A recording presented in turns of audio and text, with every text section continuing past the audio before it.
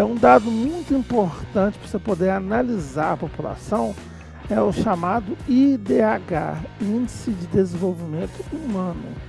E quando eu coloco M, é por município. Então você pega os dados do censo demográfico e pega pela população, e você vai fazer uma análise aí do IDH. O IDH, pessoal, vai observar dados relativos à expectativa de vida, que vai refletir a saúde, PIB per capita, que reflete a renda, né, a economia, e a escolaridade, que reflete a educação. Então é um tripé: educação, saúde e renda, né? E é um dado que foi feito aí após o fim da Guerra Fria. Uma sugestão aí para você poder aprofundar sobre IDH, né? Eu, professor Lobão, tenho um canal no YouTube chamado Mais Geo, né, de geografia. Então, se você for no meu canal Mais Geo e procurar IDH, né, tem uma aula minha que eu explico bem detalhadamente o que é o IDH, quanto foi calculado, né, e os dados que são utilizados. O IDH ele varia de 0 a 1, onde mais perto do 1 melhor, mais perto do 0 pior. Então esse gráfico aí na legenda mostra vermelho, IDH muito baixo, laranja, IDH baixo, né, um laranja mais claro, IDH médio, aí você vai ter o azul e o verde, que são IDHs mais altos. O que você observa? Que boa parte do Brasil o IDH era muito baixo, só que isso, pessoal, são dados de 91. Quando começou a análise do IDH. A partir desse momento você vai ter no Brasil um crescimento significativo do PIB e consequentemente do PIB per capita.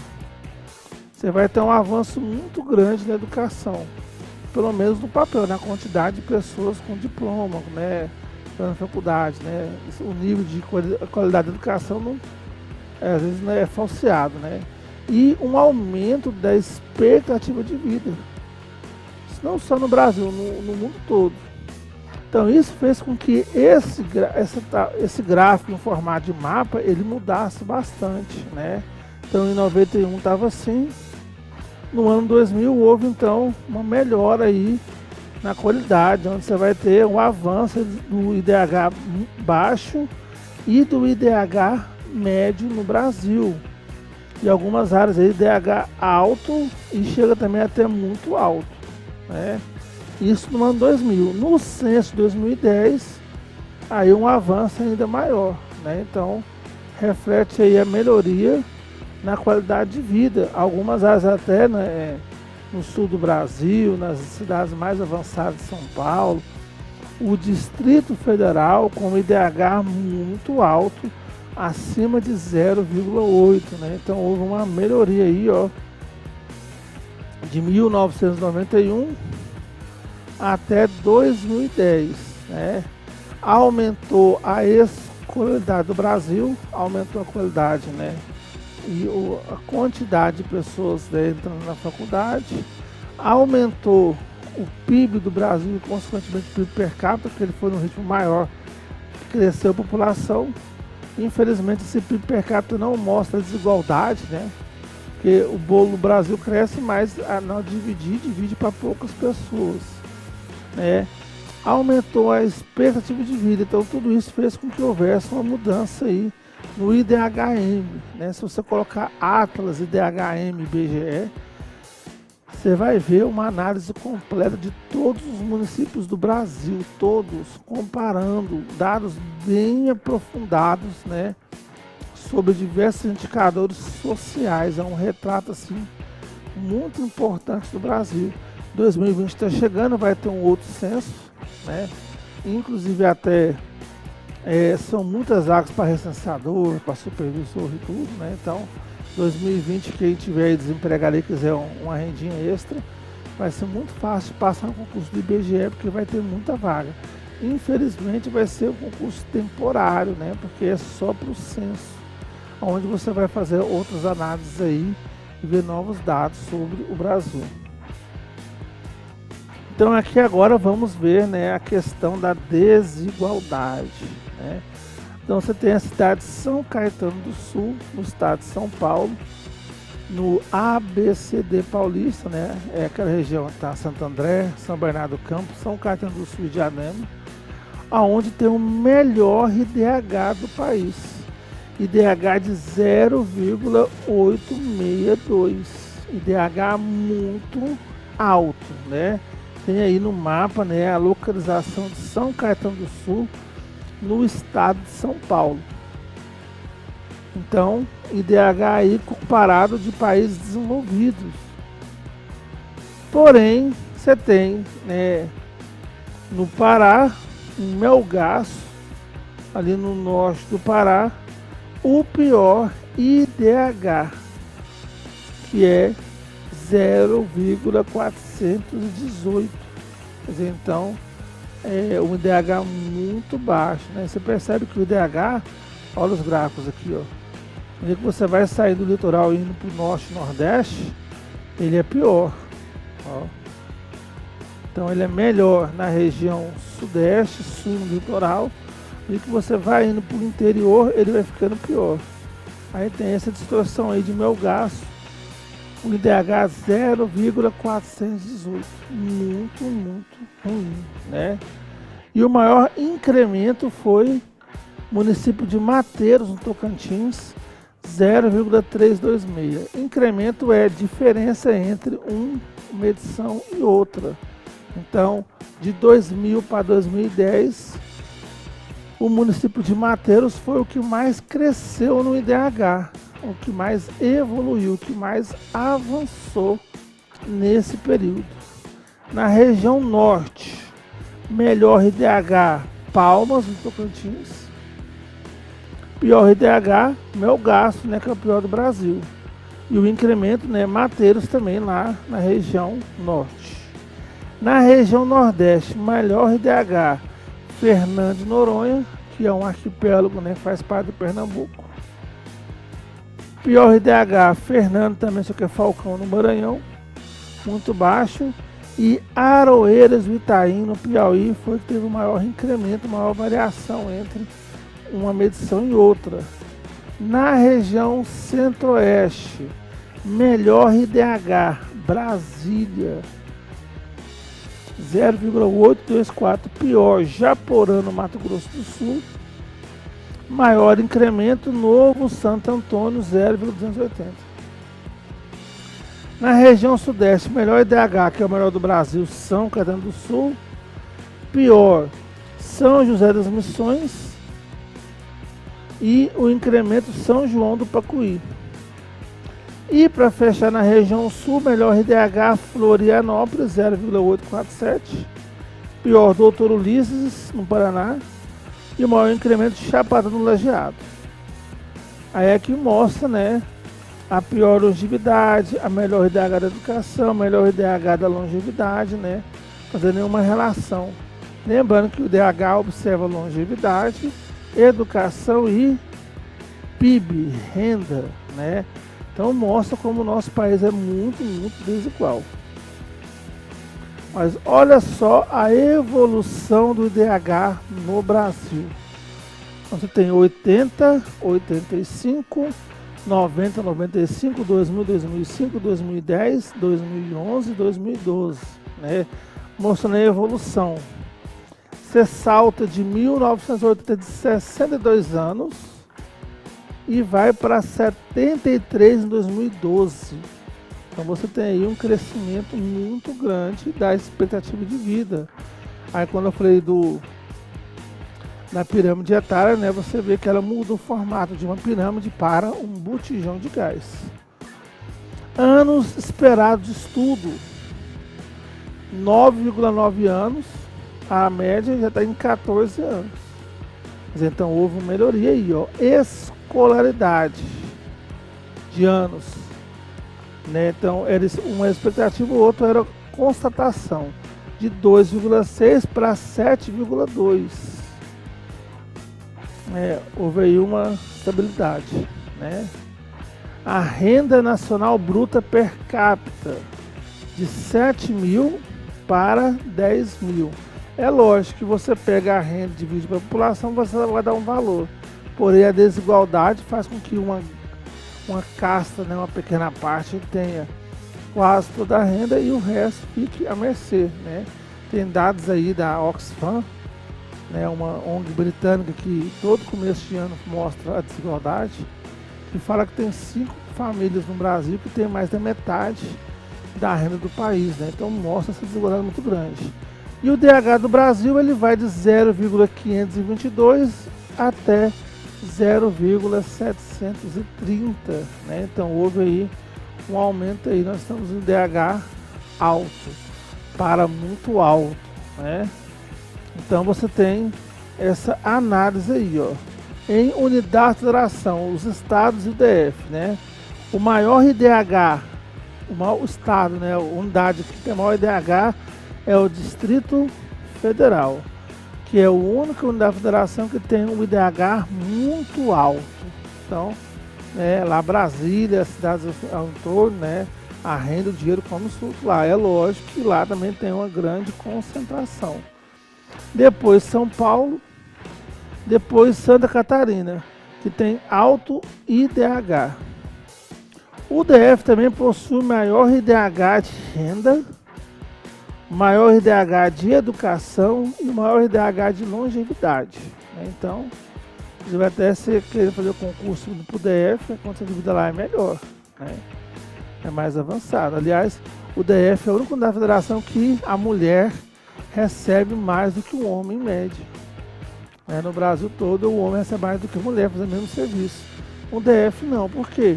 Porque tem muito funcionário público, né? Muitas mulheres passam no concurso e aí não tem como você fazer no serviço público, ó, você é homem, recebe mais do que mulher. E aí você vai ter então a emancipação da mulher em relação ao homem, né? No DF. Alagoas e Maranhão são as unidades com menor IDH. Alagoas 0,631 e Maranhão 0,639, né? Então IDHs muito ruins aí, ó. A diferença entre o maior e o menor IDH entre as unidades da federação recuou de 0,259 para 0,254, chegando a 0,193 em 2010.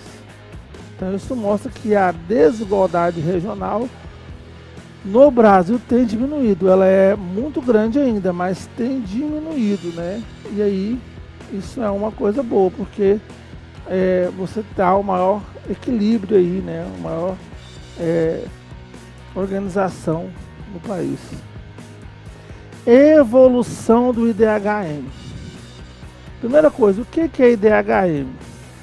Índice de Desenvolvimento Humano Municipal compreende indicadores dos 3 dimensões de desenvolvimento humano: longevidade, educação e renda.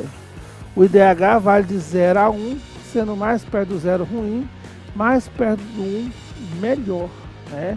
Então você pega aí os censos, pega os dados de cada cidade, você faz esse atlas.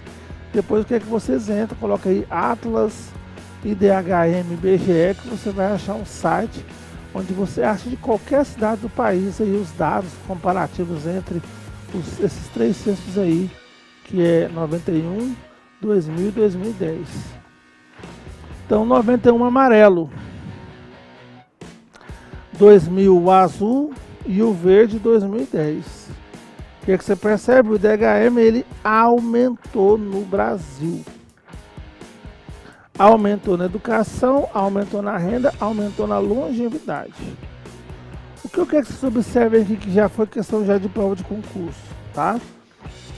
Observa que o IDH da educação foi o que mais cresceu. Então ele saltou de 0,279 para 0,637. Foi o que mais cresceu. Mas se eu for observar o verde aí, ó, né, do último período que é 2010, ele ainda é o mais baixo dos 3.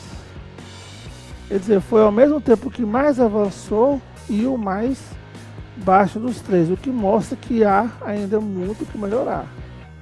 Agora, se eu for observar que esse DHM de educação ele avançou porque você aumentou a quantidade de pessoas na escola, isso é bacana, porém, será que aumentou o nível de educação? Você tem aí nos anos 90, né, eles perceberam que ter o ensino médio, né, e entrar na faculdade poderia dar pontos para o Brasil. que é os governos dos anos 90, né, o governo FHC principalmente, ele fez um tal de um provão do MEC, onde a pessoa fazia uma prova e conseguia ter o seu diploma de ensino médio. Aí depois mudou o cálculo do IDH, falando que para poder ter o IDH alto, você tem que estar muito tempo na escola. Aí os governos, né, dos anos 2000 do PT, manteve o aluno na escola, mas faltou avançar muito na qualidade da educação. Então, para que a pessoa continuasse na escola, né, eles meio que cancelaram a reprovação, né? Então, as pessoas iam galgando série após série sem aprender o conteúdo mínimo, né? E o que você tem aí, pessoas que terminam o ensino médio, mas que, né, não tiveram uma formação adequada, uma formação boa, bacana. Então, é um problema muito grande aí em relação à qualidade da educação, que tem que ser revisto, né, cada vez mais, para que o Brasil finalmente tenha um IDH de educação alto, mas com qualidade. IDH do Brasil no contexto de outros países aí, né, os países emergentes. Então você tem o Brasil acima da China, da Índia, abaixo da Rússia, acima da África do Sul, né? Então o Brasil com um IDH elevado em relação aos países juntos, os países emergentes, né? Posição no IDH 85 e esperança de vida 73,8. Nesse contexto aí é maior. Anos de estudo também um dos maiores anos de estudo. Média de anos de escolaridade, né, perde aí para a Federação Russa, e a renda perde também para a Federação Russa. Então é um comparativo do Brasil em relação aos vizinhos aí, em relação aos países, né, emergentes que, junto com o Brasil, formaram um grupo chamado BRICS. Então o Brasil aí tendo um avanço em relação a esses países. Vamos concluir então os dados que foram analisados pelo censo. Primeira coisa, as cidades médias são as que mais crescem no Brasil. Não são as cidades grandes, já foi o tempo das cidades grandes. Estão saturadas, falta emprego, o custo de vida é muito alto, a violência é muito grande. Então você vai ter aí a descentralização industrial e as cidades médias crescendo bastante. As cidades menores, até 100 mil habitantes, e as maiores, acima de 5 milhões de habitantes, diminuíram sua participação no total da população brasileira. Então, qual que é o perfil de cidade que mais cresceu no Brasil? Entre 100 mil habitantes e 5 milhões de habitantes. São as cidades médias, né, que cresceram mais, se desenvolveram mais aí nos últimos tempos, né? Isso, conclusão do censo de 2010. Para 2050, a previsão do IBGE é de sermos 215 milhões de habitantes. O Brasil atingirá o crescimento zero por volta de 2039, com taxa anual de decréscimo de 0,291 em 2050. Então chama-se que o auge da população brasileira seria 2039, né, e que a partir daí começa a cair. Quer dizer, em 2050, 215 milhões é menos do que nós estamos hoje. Então a população já caindo bastante. Em 2050, estima-se que haja uma relação de 94 homens para cada 100 mulheres. Com isso, o excedente feminino, a população total, que era em 2000 de 2,5 milhões, pode atingir 7 milhões. Atualmente são em torno de 4 milhões de mulheres a mais do que os homens, né? Então, isso são conclusões feitas pelo censo de 2010 do IBGE em relação à nossa população. Aqui um gráfico mostrando o crescimento profissional de 1950. E você percebe que o boom foi até os anos 80, depois o ritmo passou a diminuir cada vez mais. E nesse processo, né, o auge seria 2039. A partir daí começaria a cair. Então chegaria a um limite, né? E de novo esse limite chega porque você tem uma baixa taxa de natalidade. Essa baixa taxa de natalidade, né, dificulta aí o processo de crescimento da população. Mais algumas conclusões. As regiões norte e centro-oeste foram as de maior crescimento demográfico. São as menores e as que mais cresceram, ambos agora com a maior representatividade em relação ao censo 2000. Então as regiões mais vazias são as que mais estão crescendo, aumentando a sua participação.